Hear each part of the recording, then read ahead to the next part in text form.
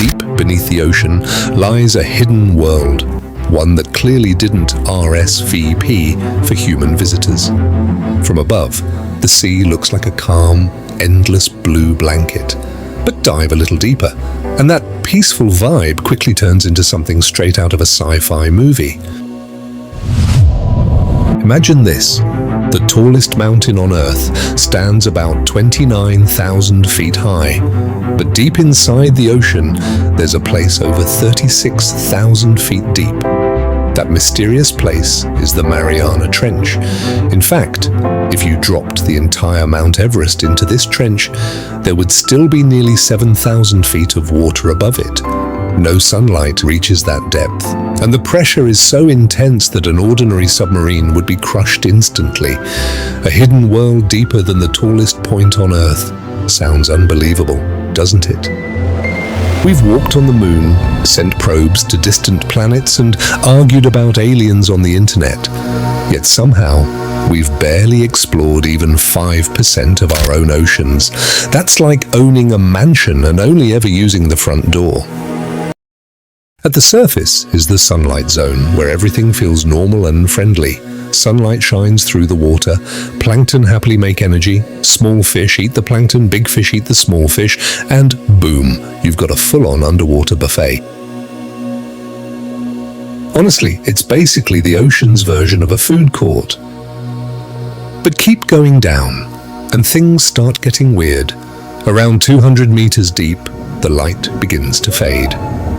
Welcome to the twilight zone. Not quite dark, not quite light.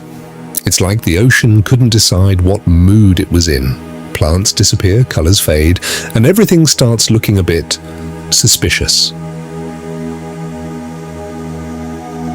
But so how do creatures survive here? Well, dinner literally falls from the sky.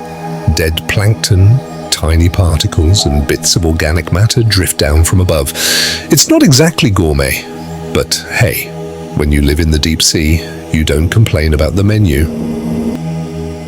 The animals here are something else. Some are so transparent you can see right through them. It's their way of staying hidden, because down here, being seen is basically an invitation to become lunch. Others take a more dramatic approach. They glow. This is called bioluminescence, and it's not just for decoration. Some use it to lure prey, others to confuse predators. Imagine turning on a flashlight just to trick someone, except your life depends on it. And then there's the nightly chaos. Every evening, billions of creatures rise toward the surface for food, then head back down before sunrise. This massive movement is called vertical migration.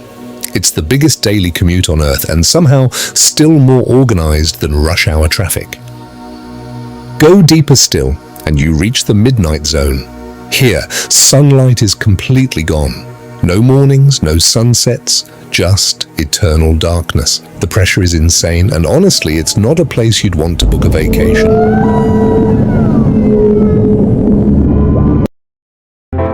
Yet life survives. Not just survives, thrives in the weirdest ways possible. Take the dragonfish, small, creepy, and equipped with a built-in invisibility cheat code. It produces light that other creatures can't even see, so it can spot its prey while staying completely hidden. It's basically playing the game on expert mode while everyone else is stuck on beginner. Some creatures go full stealth mode. Their bodies are so black they absorb almost all light, making them look like moving shadows. In a place where everything wants to eat you, being invisible is a solid life choice. Then there's the anglerfish, arguably the ocean's most unsettling resident. It dangles a glowing lure in front of its mouth, tricking prey into coming closer. And its dating life? Even stranger. The male literally fuses with the female and becomes a permanent part of her body. Talk about commitment.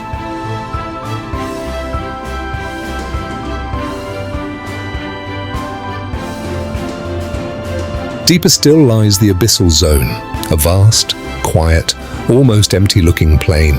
Food is rare, life is slow, and everything seems half asleep. But don't be fooled. Some creatures here grow unusually large, like the giant isopod, which looks suspiciously like a pill bug that hit the gym. Others conserve energy so carefully they can survive for years on minimal food. Every now and then, a dead whale falls from above, and suddenly it's a party. Creatures gather from everywhere, feeding on it for years. In the deep sea, a single whale can basically become a long-term food subscription. And just when you think it can't get any more extreme, you reach the Hadal Zone, the deepest trenches of the ocean. These are massive, crushing depths where the pressure is beyond imagination. If you went there without protection, well, let's just say you wouldn't last long enough to regret it. Still, life exists.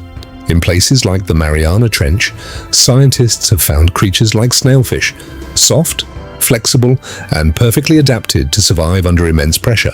They look harmless, but they're basically living in conditions that would destroy almost anything else.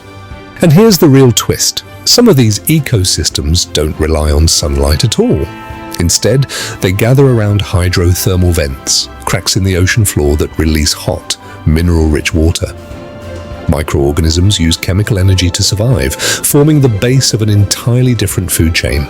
No sunlight, no problem. This discovery completely changes how we think about life.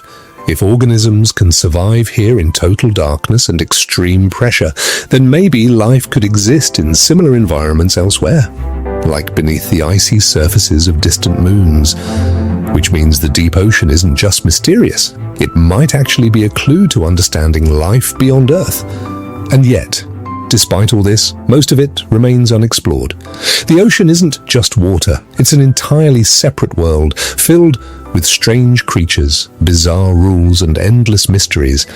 And the craziest part? We've only just scratched the surface. If you enjoyed exploring this hidden world, don't forget to like the video, subscribe to the channel for more mind-blowing journeys into the unknown.